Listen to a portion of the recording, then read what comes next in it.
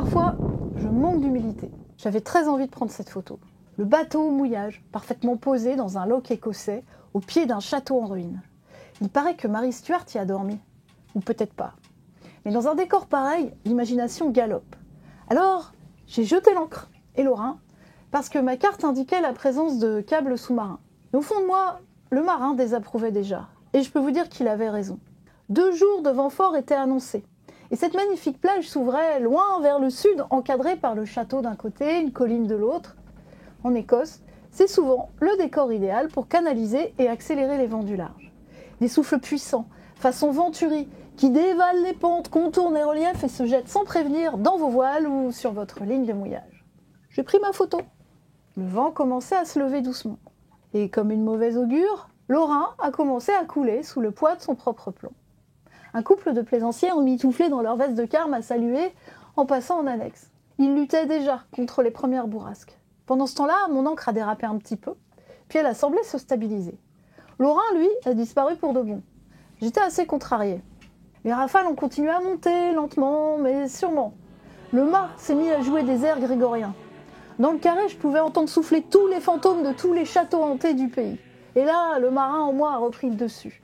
Fini la photo de carte postale. Qu'a-t-elle quitte cet endroit ensorcelé, remonte le mouillage, trouve-toi un vrai abri. Derrière la falaise, par exemple. Sauf qu'en solo, relever l'ancre dans un vent qui monte, en évitant de prendre l'Orin noyé dans l'hélice, c'est toujours un peu tendu. Heureusement, j'avais un peu d'eau à courir derrière moi. Relever au gain d'eau, laisser le bateau revenir seul entre 2 claques de vent, puis tirer le bout de fautif depuis l'ancre en laissant dériver. Finalement, c'était facile. Combien sommes-nous à négliger tous ces petits détails, à mouiller au mauvais endroit juste parce que c'est joli, à oublier l'Orin, alors que des câbles sournois attendent patiemment au fond de l'eau, à jeter littéralement l'ancre comme une grosse pierre avec 2 fois la hauteur d'eau, parce qu'on ne veut pas trop se rapprocher des voisins ou des rochers en se disant « ça tiendra bien comme ça ». Et on passe directement à l'apéro. Mais là, il ne s'agissait pas d'un petit grain de fin d'après-midi. On allait se manger 50 heures de baston bien cognés. Une dépression parfaitement ronde qui englobait toute l'Écosse et même les îles Féroé. Un ogre affamé qu'il valait mieux esquiver bien planqué au fond d'un loch, derrière une falaise et sous l'abri de quelques îlots. Quand on découvre une région, on ne peut pas tout savoir. Alors on cherche des infos. Par exemple, on ouvre Navili. C'est bien pratique, de plus en plus utile à mesure que la communauté y ajoute ses expériences. Mais Navili ne vous dit pas si un mouillage écossais est vraiment abrité du vent, même si la carte montre une belle protection contre la houle. Parce qu'ici, le vent traverse les montagnes, comme les fantômes traversent les murs. Et je mens pas. Les plus beaux mouillages de la côte ouest de Skye sont des attrape-vents. Quelle que soit la direction prévue, il finit souvent par se faufiler et vous tomber dessus, quitte à vous renverser votre verre de whisky pile au mauvais moment. Et d'ailleurs, si comme moi vous êtes parti avec un poêle à gasoil, disons un bon vieux réflexe, pour les matinées un peu fraîches, parce que 12 degrés dans le bateau, ça aide pas à se lever. Sans vous être préoccupé de savoir s'il était équipé pour les grands vents au mouillage, eh ben croyez-moi, vous allez respirer plus de suie que d'air marin.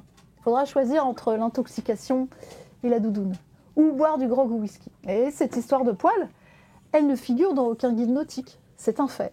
Alors quand je lis des commentaires sur Navili disant qu'on peut largement se contenter des blogs des copains pour naviguer dans ces eaux, je tousse un peu. L'Écosse, ce sont des courants forts dans des passes étroites, des accélérations de vent qui vous font regretter de ne pas avoir pris le 3e riz, une mer qui peut être casse-bateau et des mouillages certes sublimes, mais aux profondeurs abyssales. Sans les bonnes infos, vous devrez souvent sonder tout le loch avant de trouver, s'il existe, un endroit où ancrer.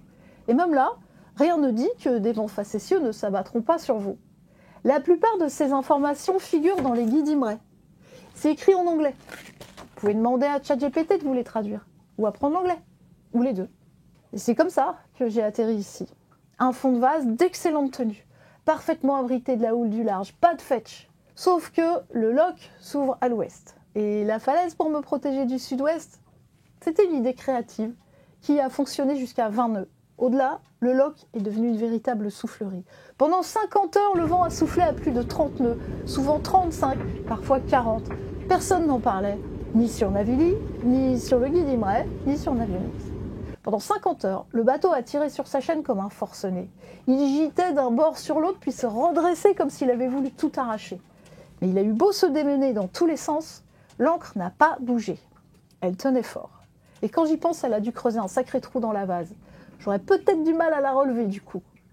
Et si ça a tenu, c'est pas seulement grâce au fond. J'avais mouillé 30 mètres de chaîne dans 5 mètres d'eau. 6 fois la hauteur d'eau. Oui, quand on peut se permettre d'être généreux et qu'on attend du vent, il ne faut pas hésiter. Vous pouvez tout donner. J'ai aussi ajouté un amortisseur de mouillage pour abaisser l'angle de traction. Ce montage assez simple, en plus de soulager le guindeau, limite les à-coups sur l'ancre. Donc, elle tenait. Mais moi, en général, je ne suis pas une angoissée du mouillage. J'ai confiance dans mes techniques et elles me le rendent bien. Mais là, j'avais 50 heures devant moi, sans pouvoir débarquer, avec l'orgue du mât et les violons des haubans dans les oreilles. Alors, je surveillais ce qui risquait de lâcher en premier, parce que je suis pas devin. Et si l'encre s'était posée sur un buisson de laminaire bien dense, bien enraciné dans le fond, j'aurais su qu'au moment où le bateau aurait commencé à déraper, et bien sûr, le guindeau aurait peiné à remonter le tout. Alors, je faisais ce qu'on fait dans ces cas-là. Je prenais des repères. Les arbres, les rochers, les 2 autres bateaux. Mais à force de passer et repasser mes yeux sur les mêmes alignements, je finissais par douter de tout. Le déplacement du bateau, la lumière qui change, et cette falaise, juste là, où des mélèzes entiers s'étaient effondrés les uns sur les autres. Comme si le lieu lui-même me disait « T'es tombé dans un piège !» C'est là que je me suis souvenue de l'appli Zenku. Je l'avais testée dans mon jardin, par curiosité. Alors je l'ai lancée. Et j'ai vu les petits points GPS qui s'accumulaient dans mon cercle d'évitement. Parce qu'une position GPS peut mentir, c'est vrai, mais pas 50 fois par minute. On dérapait pas, vraiment pas. Pour penser à autre chose, j'ai essayé de trier mes vidéos. Mais en vérité, j'arrivais pas à me concentrer plus de 30 secondes. Parce qu'après la phase « est-ce que l'encre tient ?», il y a eu la phase « est-ce que l'amortisseur va lâcher ?» Je l'entendais grincer à chaque survente. Un bruit désagréable qui résonnait dans tout le métal de la coque. Ce bout, équipé d'une main de fer, c'était une vieille écoute, en bon état, mais pas assez élastique. J'avais rien de mieux pour le remplacer, pas sur le moment. Alors j'ai doublé le montage avec un autre bout équipé d'un gros mousqueton. Si le premier lâchait, le deuxième prendrait le relais et au moins le guindeau serait protégé. Il faut faire avec ce qu'on a. Et surtout, garder les idées claires. Mais c'est pas si simple quand le bateau gîte sans arrêt, que tout vibre et que tu te demandes à quel moment quelque chose va casser. Et c'est là qu'a commencé la 3e phase. J'ai froid, je veux juste du chauffage. Très mauvaise idée. J'ai pas l'habitude des poêles à gasoil. J'avais utilisé ce réflexe l'hiver dernier au ponton. Jamais au mouillage. Jamais par vent fort. Et là, avec les claques à 40 nœuds et le bateau qui se tordait dans tous les sens, j'ai voulu l'allumer quand même. Déjà, il m'a fallu une éternité pour le lancer. Et quand il a fini par démarrer, il s'est mis à tousser. Des nuages de suie noire dans mon carré tout propre. Une odeur de mazout âcre, tenace, insupportable. J'ai tout ouvert en grand, ventilé. Résultat, température instantanément revenue à 12 degrés. L'ambiance parfaite pour bosser en doudoune. Mais je suis pas bretonne pour rien. Alors j'ai recommencé, encore et encore. Allumage, tout poil, nuages, aération, froid. Et puis j'ai vu ce truc invraisemblable. Le vent s'engouffrait dans la cheminée avec une telle force qu'il soulevait la plaque en fonte du poêle, de plusieurs centimètres. Je suis restée là à la fixer, à me demander jusqu'où elle allait monter avant que tout ne s'éteigne et que le nuage gris ne revienne. Après plusieurs cycles, chauffage, puis de suie, aération, j'ai quand même fini par aller chercher une réponse sur Internet. Et j'ai trouvé ce que j'aurais dû savoir avant de partir. Sans une cheminée adaptée et un anti-refouleur, ce poêle n'avait aucune chance. Aucune. Alors j'ai lâché l'affaire. Et je suis passée à la 3e phase. Collant mérinos, plaid, thermos de thé et playlist rock à fond. J'ai même essayé de travailler un peu la flûte irlandaise.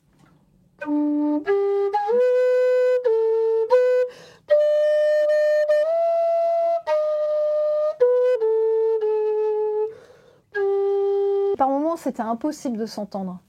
Le vent jouait plus fort que moi. Alors, j'ai laissé tomber le tempo et j'ai regardé mes mails. Des lecteurs m'avaient répondu, des messages enthousiastes, généreux, touchants. C'est étrange comme, même seul au mouillage, on peut se sentir entouré. Entre 2 claques de vent, je suis aussi sortie plusieurs fois. Réajuster l'annexe, filmer la lumière, tester la 360 montée sur sa grande perche en carbone. Si mes voisins de mouillage m'ont aperçu, ils ont dû se demander ce que je pêchais exactement, là, dehors, en plein déluge. Puis le vent est tombé. Pas d'un coup, mais assez pour que j'y croie. Le bateau a cessé de gîter. Le silence a repris possession du carré. Même les haubans semblaient soulagés. Sur Windy, c'était clair, hein. Ce n'était qu'une pause. Mais j'avais froid. Alors j'ai retenté ma chance. J'ai rallumé le poêle. Et cette fois, miracle, il s'est mis à ronronner.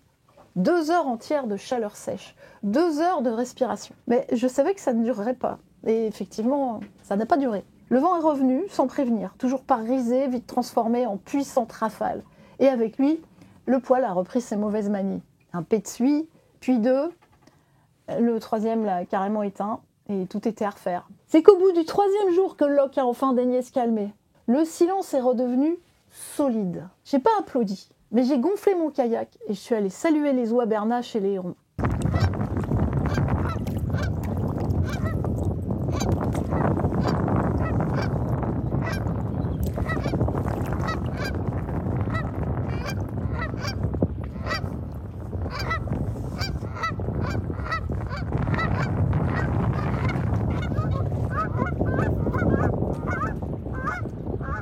C'est aussi ça l'Écosse. En une demi-heure, vous passez de l'enfer gris au paradis multicolore.